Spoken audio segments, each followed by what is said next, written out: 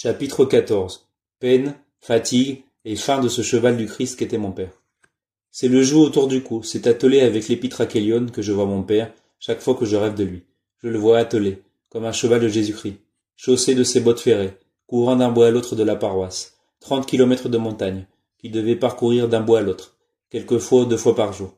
Il était toujours exténué, prêt à tomber de fatigue, comme toute créature attelée, mais il ne s'arrêtait jamais.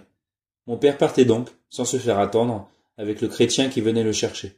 Il sortait du presbytère, avant que l'homme n'eût frappé à la porte, car c'était toujours urgent. Quelque part, un être humain attendait Dieu. Et mon père se hâtait. Mon père marchait jusqu'à la porte, à côté de l'homme, en sortant du péribolos, du territoire sacré. L'homme qui était venu chercher mon père montait à cheval, et mon père marchait derrière le cheval. Un prêtre, dans nos montagnes, ne monte jamais à cheval, c'est une tradition. Mon père marchait donc, portant le sac dans lequel se trouvaient le corps et le sang de Jésus-Christ, et la croix et le joug, derrière l'homme qui allait à cheval. Il marchait, mon pauvre père, mais qu'il fût si frêle, si maigre, il marchait comme un cheval, derrière l'homme à cheval, en boitant le pas au sabot du cheval, avec ses bottes ferrées, sans se laisser distancer. Quelquefois, très rarement, il nous disait en souriant, à nous, ses enfants, « Je suis le cheval de Jésus-Christ, Dieu chevauche sur moi, comme sur un cheval. » Et c'était exact. Ce n'était pas un mot pour rire, comme nous le pensions quand nous étions petits. Mon père portait le sang et le corps de Dieu comme un cheval par son cavalier, partout, jour et nuit. Dieu chevauchait sur les épaules de mon père, tout le temps, jusqu'au fond des forêts noires de sapins, jusqu'au cœur silencieux des montagnes sauvages. « Ils ne t'aiment pas, tes fils et tes filles dans le Christ, disais-je à mon père, en le voyant brisé de fatigue. À peine es-tu revenu au presbytère qu'ils viennent t'appeler de nouveau, à peine es-tu couché qu'ils arrivent, ils te réveillent, ils te font sortir tout le temps, par n'importe quel temps, et ils te font marcher des heures et des heures, à pied, derrière eux qui sont à cheval. Ils te traînent dehors sans arrêt, dans la nuit, dans la pluie, dans la boue et dans la neige. Tes fidèles t'aiment moins que leurs bêtes, car ils ne demandent jamais à leurs bêtes de somme ce qu'ils demandent à leur père, à leur prêtre. Pourquoi n'ont-ils jamais pitié de toi? Pourquoi ne t'épargnent-ils pas? On épargne les hommes, les bêtes, les choses, mais non le prêtre, répondit mon père. Il serait stupide, absurde et même impie de l'épargner. Tout chrétien, en frappant à la porte d'un prêtre, frappe effectivement à la porte de Dieu, car le prêtre est assimilé au Fils de Dieu. Il ne peut venir à l'esprit d'un chrétien cette idée impie que Dieu est fatigué, que Dieu a sommeil, qu'il a mal aux pieds et qu'il a faim. À Dieu, on peut tout demander, à toute heure, et sans frapper à la porte. Un prêtre, c'est tout de même un homme, dis-je. Non, répondit mon père. Un prêtre, ce n'est pas un homme, mais l'immolation d'un homme ajoutée à celle de Dieu. C'est cela, le sacerdoce. C'était une belle réponse, sublime.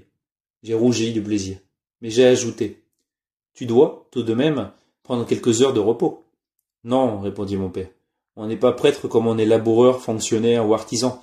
On n'est pas prêtre pour faire des heures de bureau avec des récréations, des jours de vacances. On est prêtre en permanence, sans interruption, sans repos, sans répit aucun, jour et nuit.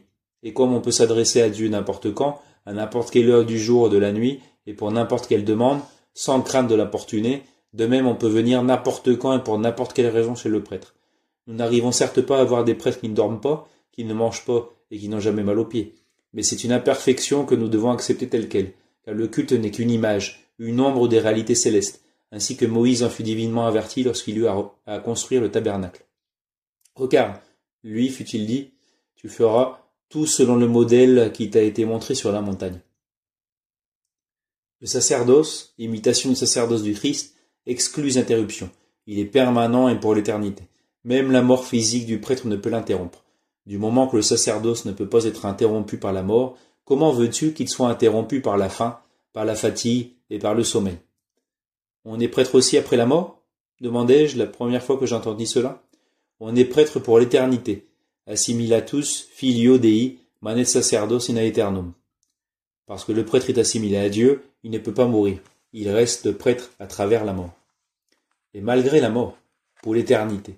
C'est pour cela que le prêtre est mis au tombeau et enterré revêtu de tous les ornements sacerdotaux qu'il porte lorsqu'il officie la divine liturgie. Le prêtre est enterré avec la croix, avec l'épitrakelion, le phailonion, le sticarion, la zonée, les épimanikéens, tous les ornements, au grand complet, comme pour l'office le plus solennel, car le prêtre mort ira célébrer dans la véritable Église céleste, avec son évêque, le Christ. Pour tout prêtre, la mort physique est un avancement. Il passe de sa petite Église terrestre dans la cathédrale du ciel, pour officier la liturgie cosmique autour du Christ. Il ne faut donc jamais pleurer la mort d'un prêtre, car il ne meurt jamais. La mort, c'est son avancement. Et puisque le prêtre reste prêtre malgré la mort physique, quand on le met au tombeau, vêtu de ses ornements pour l'office de la liturgie, on couvre son visage avec le kalimata, ou le saint-aër, le voile avec lequel on couvre, pendant la liturgie, le calice, le potyrion, dans lequel se trouvent le corps et le sang de Dieu. Le saint-aër symbolise la pierre qui fermait le tombeau de Jésus-Christ. Cette pierre qui a fermé le tombeau du Christ scelle aussi le tombeau de chaque prêtre, car tout prêtre est assimilé au Fils de Dieu. En l'écoutant, j'ai laissé les larmes couler sur la sainte main de mon père que j'ai baisé religieusement. J'ai compris alors pourquoi saint François d'Assise raconte que s'il rencontrait sur la route un ange ou un prêtre, marchant l'un à côté de l'autre, il s'agenouillerait d'abord devant le prêtre en lui baisant la main, et seulement après il s'agenouillerait devant l'ange pour le saluer. Car les anges sont inférieurs aux prêtres en cela qu'ils ne peuvent pas transformer le pain et le sang en la chair et le sang de Dieu. Les mains des prêtres le peuvent. Malgré le sublime bonheur d'être un serviteur dans le ciel, la vie terrestre de mon père était terriblement dure et douloureuse. Chaque année, mon père devenait plus maigre, plus décharné, plus immatériel. À l'âge de 30 ans, les cheveux de mon père étaient blancs. À 30 ans, mon père était un vieil homme. Ses dents tombaient. C'était à cause de la misère, à cause de la sous-alimentation, à cause de la fatigue. Son regard, au contraire, devenait chaque année plus beau, plus lumineux, plus bruyant, si intense que sa tête en était illuminée comme par une auréole. J'assistais à un événement extraordinaire. Quand mon père regardait quelque chose, il l'éclairait de son regard, comme avec des projecteurs. En voyant cela, je me suis rendu compte pour la première fois que les saints, en regardant le monde, l'illuminent et le sanctifient. « Que regardes-tu » demanda mon père, me voyant le contempler. « Tu es illuminé comme une conne, dis-je en rougissant. Mon père sourit. Il n'était ni orgueilleux ni modeste. Pour être orgueilleux ou pour être modeste, il faut d'abord être terrestre. Et il l'était de moins en moins. Il sourit parce que ses oreilles avaient rencontré ma voix et que celle-là lui avait fait plaisir. Mon père sourit rarement. Quand on est fatigué, on ne sourit pas. Mais maintenant, il avait souri. Et quand mon père souriait, l'on voyait qu'il avait perdu presque toutes ses dents. J'en avais le cœur serré. J'avais tant pitié de sa misère que je retenais à peine mes larmes.